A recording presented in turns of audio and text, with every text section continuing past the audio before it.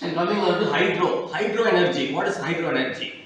Hydro is water. Water, so during rainy seasons, water is harvested and stored in a dam at high level, that is at an altitude. There are two types of energy, that is potential energy and kinetic energy. What is potential energy? Hydro energy, that is water is stored at certain height.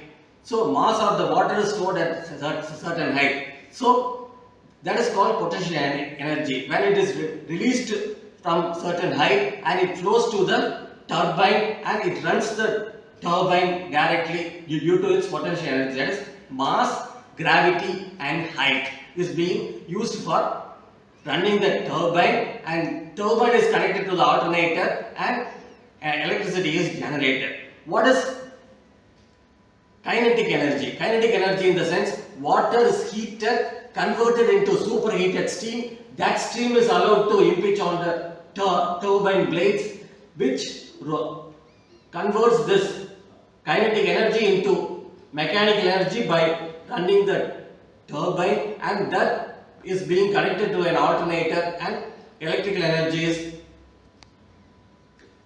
received for human usage.